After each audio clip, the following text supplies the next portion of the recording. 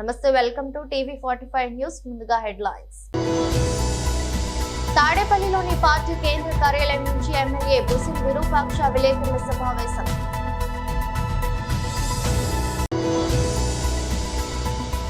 నందినగర్ నివాసంలో మీడియాతో మాట్లాడిన బీఆర్ఎస్ వర్కింగ్ ప్రెసిడెంట్ కేటీఆర్.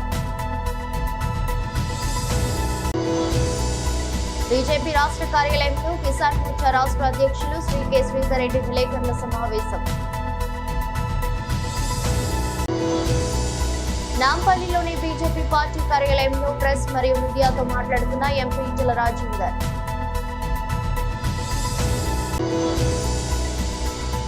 మీ భద్రత మరియు సంక్షేమమే మా మొదటి ప్రాధాన్యత, ప్రధాని మోదీ.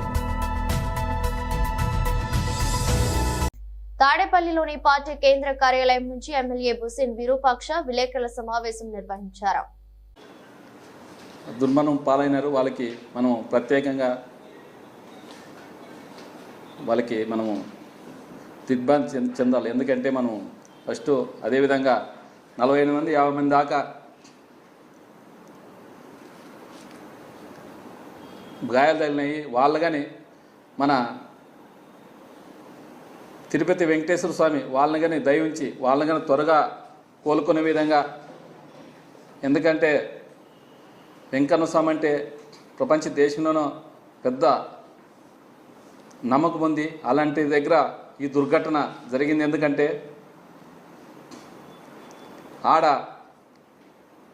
అక్కడ వీళ్ళు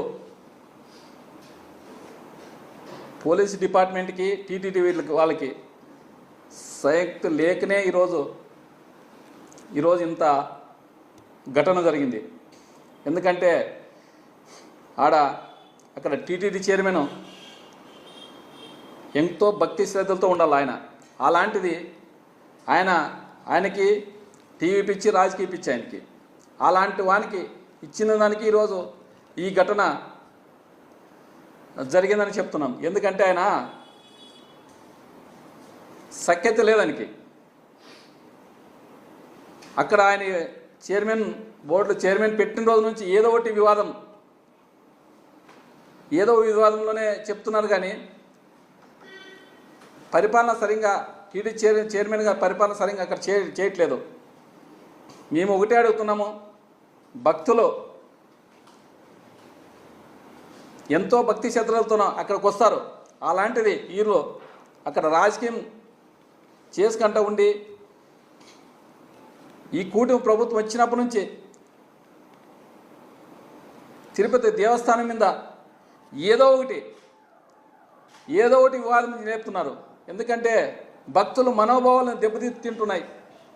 ఎందుకంటే ప్రపంచ దేశంలోనే ప్రసిద్ధిగాంచిన తిరుపతి దేవస్థానం అంటే ప్రపంచ దేశాల్లోనే ఒక దేవస్థానం ఇది. అలాంటి దగ్గర వివాదమైన మాటలు మాట్లాడుతూ అక్కడ రోజుకోటి మాట్లాడుతుంటూ ఏదో ఒకటి తిరుపతి దేవస్థానం అక్కడే అపవిత్రం చేసుకుంటూ ఉన్నారు. ఈరోజు వీళ్ళు పరిపాలన కూటమి ప్రభుత్వం వచ్చినప్పుడు వీళ్ళకి ఎందుకంటే భయము భక్తి లేదు, మనసులంటే విలువ లేదు, భక్తి లేదు, భావం లేదు. వీళ్ళకి ఓన్లీ వాళ్ళు ప్రచారం పిచ్చి తప్ప వేరే ఆలోచనే లేదు వాళ్ళకి. అలాంటి వారిని ఈరోజు మనకి దేవస్థానం దగ్గర, ఇంత పవిత్రమైన దేవాలయం దగ్గర ఇంత అపవిత్రం జరిగిందంటే అసలు చరిత్రలోనే ఈ సంఘటన ఎప్పుడు జరగలేదు. వీళ్ళు పరిపాలన వచ్చినప్పటి నుంచే అన్నీ ఇక్కడ ఏదో ఒకటి చేస్తున్నారు. కాబట్టి నందినగర్ నివాసంలో మీడియాతో మాట్లాడిన BRS working president KTR. Hyderabad brand image ని అంతర్జాతీయం చేయడానికి, హైదరాబాద్ ని ప్రపంచ పటంలో నిలపడానికి ఆనాడు రాష్ట్ర మంత్రిగా ఎన్నో ప్రయత్నాలు చేశాం. ఆ ప్రయత్నాలు చాలా మేరకు ఫలించి హైదరాబాద్, తెలంగాణ భారతదేశంలోనే ఒక ప్రధానమైన నగరంగా ప్రపంచ దృష్టిని ఆకర్షించే స్థాయికి తీసుకొచ్చే విధంగా పనిచేశాం. మేము 9.5-10 ఏళ్ల కాలంలో మా ప్రభుత్వం ఉన్నప్పుడు మా బావమరుదులకు 1137 కోట్ల కాంట్రాక్ట్లు చేయలేదు. మంత్రిగా నేను కౌన్సిల్లో కూర్చొని, కౌన్సిల్ ఆఫ్ మినిస్టర్స్లో, క్యాబినెట్లో కూర్చొని నా కొడుకు కంపెనీకి కాంట్రాక్ట్లు ఇచ్చుకోలేదు. లేదా నేను ల్యాండ్ క్రూజర్ కార్లు కొనుక్కోలేదు. ఆ పనులు రేవంత్ రెడ్డి గారు, ఆయన మంత్రివర్గ సహచరులు, ఆ సాగు తెలివితేటలు, ఆ అవినీతి తెలివితేటలు వాళ్ళకే ఉన్నాయి. నేను 50 లక్షల రూపాయలతో ఎమ్మెల్యేలను కొనుగోలు చేయడానికి పోయి దొరికిపోయిన దొంగను కూడా కాదు. నేను నిఖార్సైన తెలంగాణ బిడ్డను. ఏ పని చేసినా తెలంగాణ కోసం, హైదరాబాద్ ప్రతిష్టను పెంచడం కోసం చేశాను. అర పైసా అవినీతి కూడా నేను చేయలేదు, చేయబోను. సరే, ఇవాళ ఈ కొంచెం ఉర్రకుండా ఆగలుగుతారా?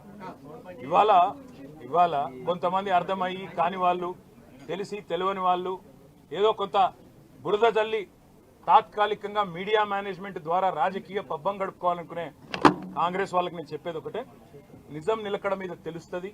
మీరు ఇవాళ చల్లే బురద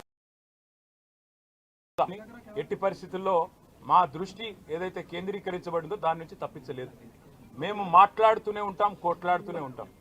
గత సంవత్సర కాలంగా విద్యుత్ ఛార్జీలు పెంచవద్దని కొట్లాడింది టీఆర్ఎస్.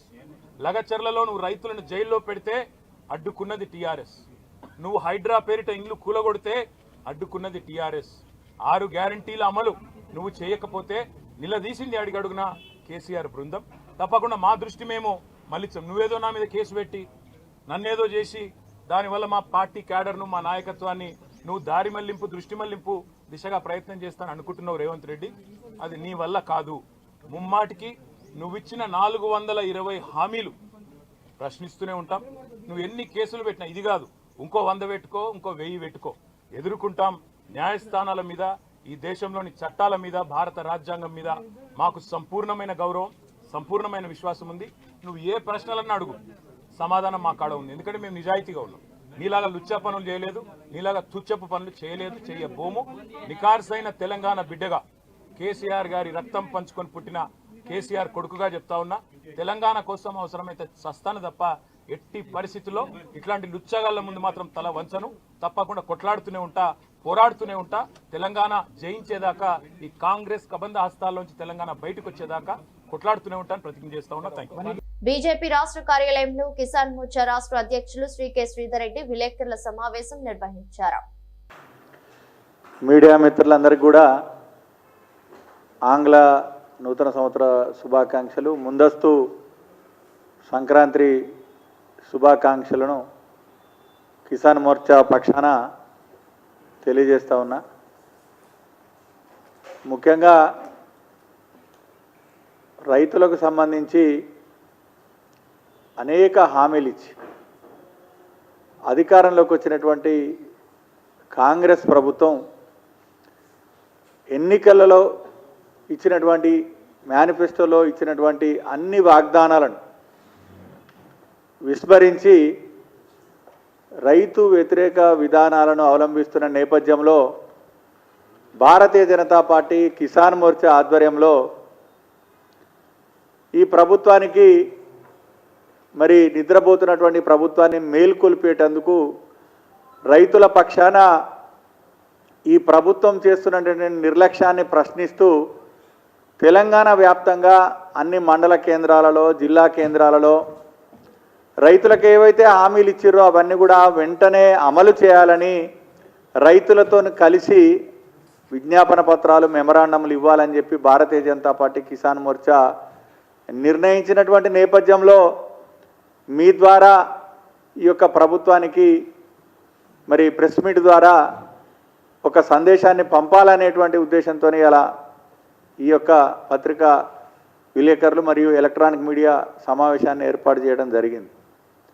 మనందరికీ తెలుసు, ప్రధానంగా అధికారంలోకి రాగానే కేసీఆర్ పాలనలో మరి రైతు బంధు ఏదైతే 10,000 ఇస్తున్నారో దాన్ని 15,000 చేస్తున్నామని, సమగ్ర పంటల బీమా ఈ రాష్ట్రంలో అమలు చేస్తామని, అదేవిధంగా ఏదైతే 2 లక్షల రూపాయల వరకు వ్యవసాయ రుణం ఏదైతే తెచ్చుకున్నారో రైతులు అందరికీ కూడా ఎటువంటి ఆంక్షలు లేకుండా బేషరతుగా మాఫీ చేస్తామని చెప్పి అనేకమైనటువంటి వాగ్దానాలు చేసింది రేవంత్ రెడ్డి గారి సర్కార్. కానీ అధికారంలోకి వచ్చిన తర్వాత లెక్కలు చూస్తే 13 నెలల తర్వాత చూస్తే ఇవాళ పూర్తి స్థాయిలో మోసపోయింది ఎవరైతే తెలంగాణ ఉన్నటువంటి రైతాంగమే అనేటువంటి విషయాన్ని మనం గమనించాల్సినటువంటి అవసరం ఉంది.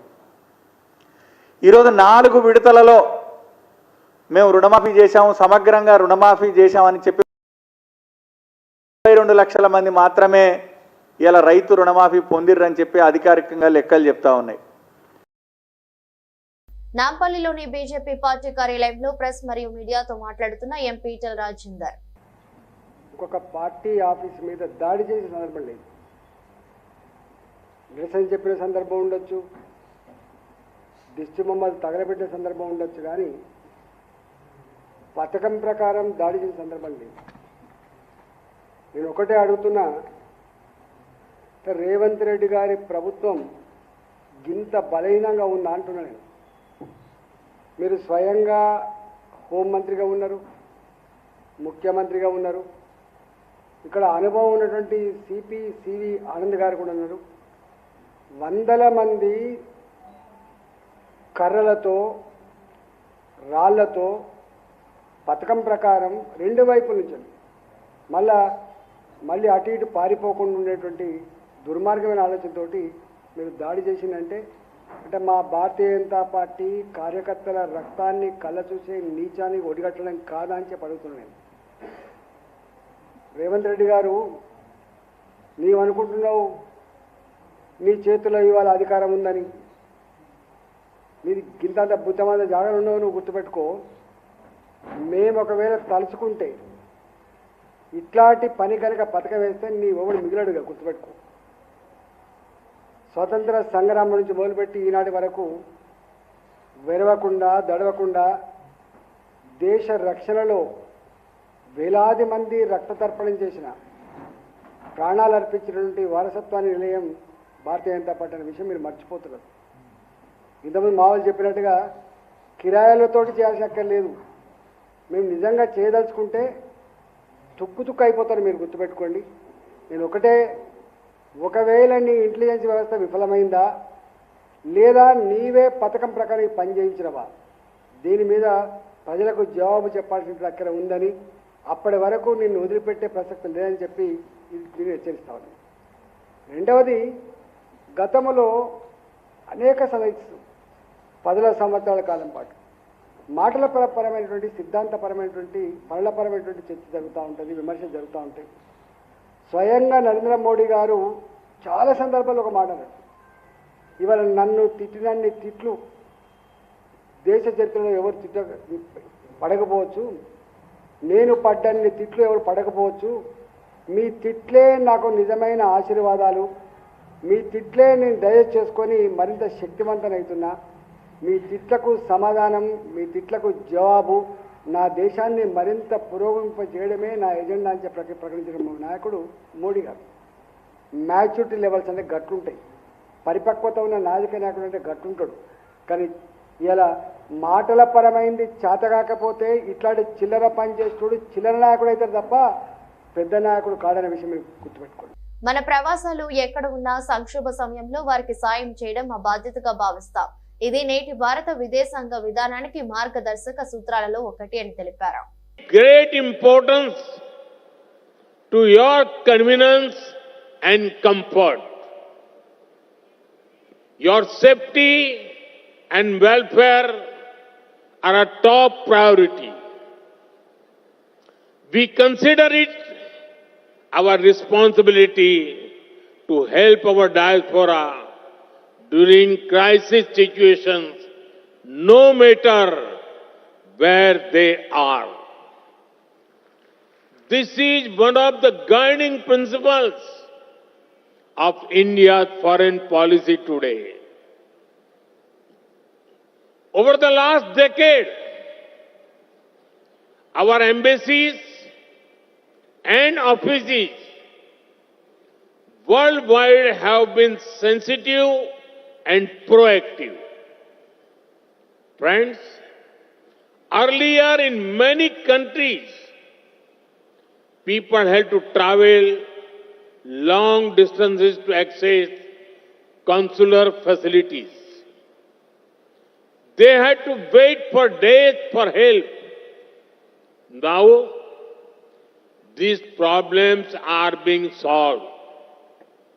In just the last 2 years, 14 embassies and consulates have been opened. The scope of OCI cards is also being expanded. It has been extended to PIOs of the 7th generation of Mauritius and the 6th generation of Suriname, Martinique and Guadeloupe. సినీ తారలు ప్రముఖులపై ఈ మధ్య social మీడియాలో వేధింపులు బెదిరింపులు తరచుగా చూస్తున్నాం. ఇటీవల కథానాయిక హనీ రోజ్ కూడా సోషల్ మీడియా ద్వారా తనను లైంగిక వేధింపులకు గురి చేస్తున్నారంటూ పోలీసులకు ఫిర్యాదు చేసిన సంగతి తెలిసిందే. ఇప్పుడు ఈ జాబితాలో కథానాయిక నిధి అగర్వాల్ కూడా చేరారు. సోషల్ మీడియా ద్వారా తనను ఇబ్బందికి గురి చేస్తూ వేధిస్తున్న వ్యక్తిపై సైబర్ క్రైమ్ లో నిధి ఫిర్యాదు చేశారు. సదరు వ్యక్తి తనను చంపేస్తానంటూ సోషల్ మీడియాలో కామెంట్స్ కూడా పెడుతున్నాడని ఫిర్యాదులో పేర్కొన్నారు. దీంతో పాటు తనకు ఇష్టమైన వారిని కూడా లక్ష్యంగా చేసుకుని బెదిరింపులకు పాల్పడుతున్నట్లుగా నిధి అగర్వాల్ ఈ కంప్లైంట్ లో ప్రస్తావించారు. ఈ బెదిరింపుల వల్ల తాను మానసికంగా ఒత్తిడికి లోనవుతున్నానని, ఆ నిందితుడిపై చర్యలు తీసుకోవాలని నిధి అగర్వాల్ తన ఫిర్యాదులో పేర్కొంది. ప్రస్తుతం సైబర్ క్రైమ్ పోలీసులు ఈమె ఫిర్యాదును తీసుకుని విచారణ చేస్తున్నారు. కాగా నిధి అగర్వాల్ ప్రస్తుతం కథానాయకుడు ప్రభాస్ సరసన రాజాసాబ్ చిత్రంతో పాటు పవన్ కళ్యాణ్ సరసన హరిహర వీరమల్లు సినిమాల్లో కథానాయికగా నటిస్తున్నారు. ఈ 2 చిత్రాలు కూడా పాన్ ఇండియా స్థాయిలో విడుదల కాబోతున్నాయి. తిరుపతిలో వైకుంఠ ద్వార దర్శన టికెట్ల కోసం భక్తులు పోటెత్తడం, క్యూ లైన్ లో తొక్కిసలాట జరిగి 6 భక్తులు చనిపోవడం తెలిసిందే. ఈ విషాద ఘటన నేపథ్యంలో ప్రముఖ ప్రవచనకారుడు గరికపాటి నరసింహారావు వీడియో ఒకటి సోషల్ మీడియాలో వైరల్ గా మారింది. గరికపాటి ప్రపంచనం చెబుతూ భగవంతుడి దర్శనానికి ముహూర్తాలు పుణ్యతిథులు లేవని, ఫలానా రోజే ఫలానా ముహూర్తానికే వెళ్లాలని ఏమీ లేదని చెప్పడం ఈ వీడియోలో కనిపిస్తుంది. ముక్కోటి ఏకాదశికి భక్తులంతా తిరుపతిలోనే ఉంటారని, ఉత్తర ద్వార దర్శనానికి పోటెత్తుతారని గుర్తు చేశారు. అదే రోజు అదే ముహూర్తంలో దర్శనం చేసుకోవాలని ఎగపడితే ప్రమాదాలే జరుగుతాయని గరికపాటి చెప్పారు. ముక్కోటి ఏకాదశికి ఆలయాలకు పోటెత్తడం సరికాదని, ఆ మరుసటి రోజు లేదా 2-3 రోజులు ఆగి వెళ్లడం వల్ల ఎలాంటి దోషం లేదని గరికపాటి చెప్పారు. ఆలస్యంగా వచ్చావని దేవుడు ఏమి శపించడని అన్నారు. మనసు నిండా మట్టి నింపుకుని ఆ రోజే చూడాలి, ఏదేమైనా వెళ్లాలని అనుకోవడం పిచ్చితనమని అన్నారు. పుణ్యక్షేత్రాలు, తీర్థాలు, తిథులు ఇవేవి ముఖ్యం కావని చెప్పుకొచ్చారు. శరీరాన్ని మించిన క్షేత్రం, మనస్సును మించిన తీర్థం లేవు. సత్ప్రవర్తన కలిగి ఉంటే నీకు నువ్వే ఓ పుణ్యక్షేత్రం, నీకు నువ్వే ఓ పుణ్య తీర్థం అని గరికపాటి పేర్కొన్నారు.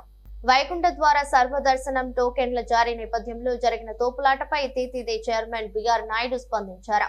తిరుపతిలో ఇలాంటి ఘటనలు ఎప్పుడూ జరగలేదన్నారు. టోకెన్లు జారీ చేసి ఒక సెంటర్ లో డీఎస్పీ గేట్లు తెరిచారు. దీంతో తొక్కిసలాట జరిగింది. మొత్తం 6 భక్తులు చనిపోయినట్లు వార్తలు వస్తున్నాయి. ఇప్పటి వరకు మృతుల్లో ఒకరిని మాత్రమే గుర్తించాం. మృతుల కుటుంబాలకు గురువారం పరిహారం ప్రకటిస్తానని సీఎం తెలిపారని బిఆర్ నాయుడు వెల్లడించారు. ఇవన్నీ ప్రిడిక్ట్ చేయాలి, నాకు క్లియర్గా లోపం కనిపిస్తుంది. మీరు చాలా ఈజీగా తీసుకున్నారు, మీరు ఎందుకు ఈ విధంగా చేశారనేటువంటి కూడా వ్యక్తం చేశారు ఆయన. సో రేపు సీఎం గారు వస్తారు కాబట్టి ప్రెస్ మీట్ కూడా ఉంటుంది. ఇంకా రేపే సీఎం గారే వీటన్నిటికీ అడ్రస్ చేస్తాడని అనుకుంటున్నాం. కదా చేసేదంతా కూడా అధికారులే కదా, ఇంకెవరికి బాధ్యత ఉంటుంది. ముందర రోజు నిన్న కూడా నేను మీటింగ్ కాల్ఫర్ చేశాను అధికారులతో. ఏం చేస్తున్నారు ఏంటి నేను అడగటం కూడా జరిగింది. చాలా ఈజీగా తీసుకోవద్దండి మీరు, నాకు ఇన్ఫర్మేషన్ ఉంది గొడవలు జరుగుతాయేమో అని. అందుకని నేను ఈరోజు మార్నింగ్ కూడా ప్రెస్ మీట్లో అదే చెప్పాను. తిరుమలకి రానివ్వరేమో, దర్శనాలు కావేమో అనేటువంటి రూమర్ బాగా సోషల్ మీడియాలో స్ప్రెడ్ చేశారు. అందుకే నేను మార్నింగ్ కూడా దాన్ని ఖండించాను. నేను మీ అందరి ముందరే అలాంటిది ఎవరు ఉండదు, ఎవరైనా రావచ్చు తిరుమలకి, దర్శనంకు మాత్రం టోకన్లు ఉండాలి తప్ప తిరుమలకు రావద్దని ఎవరు అనలేదు. ఎవరైనా రావచ్చు అని పొద్దున్నే నేను స్టేట్మెంట్ కూడా ఇచ్చాను. నాకు తెలుసు ఏ గొడవ అవుతుందేమో అనే నాలో అనుమానం ఉంది. నేను అధికారుల దగ్గర కూడా వ్యక్తం చేశాను. ఎస్పీ దగ్గర కూడా నేను టెంపుల్లో కనిపిస్తే చెప్పాను, మీరు ఆషామాషిగా తీసుకోవద్దండి, దీన్ని జాగ్రత్తగా చేయండి. అప్పుడు అన్నారు వాళ్ళు 5,000 మంది పోలీసులను పెడుతున్నామండి, మేము చూసుకుంటామండి, అది ఇది అని అన్నారు నాతో. ఇది దురదృష్టకరం. ఇప్పుడు ఎవరిని మనం నిందించలేము, ఒకలా ఇద్దరా అనేది. ఈ పొరపాటు జరిగిపోయింది, మరి దానికి చింతించడం తప్ప మనం చేసేదేం లేదు ఈ టైంలో. ఏమి ఉండవండి దీంట్లో, ఎందుకు ఉంటాయి కుట్రలు కానీ అవన్నీ అబద్ధాలు. ఇది యాక్సిడెంట్, ఎవరు కావాలని ఎవరు చేయరు. It is an purely accident.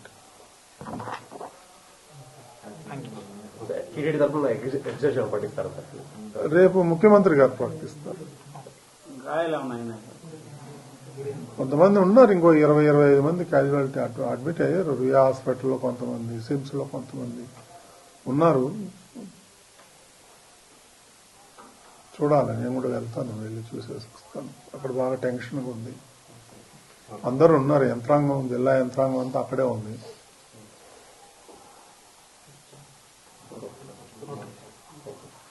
వార్తలు ముగించే ముందు మరోసారి హెడ్లైన్స్. తాడేపల్లిలోని పార్టీ కేంద్ర కార్యాలయం నుంచి ఎమ్మెల్యే బుసిం విరూపాక్ష విలేకరుల సమావేశం.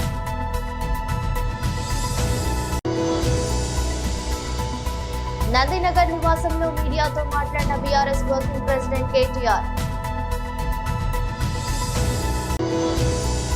బీజేపీ రాష్ట్ర కార్యాలయంలో కిసాన్ మోర్చా రాష్ట్ర అధ్యక్షులు శ్రీ కె శ్రీధర్ రెడ్డి విలేకరుల సమావేశం. నాంపల్లిలోని బీజేపీ పార్టీ కార్యాలయంలో ప్రెస్ మరియు మీడియాతో మాట్లాడుతున్న ఎంపీ ఈటెల రాజేందర్.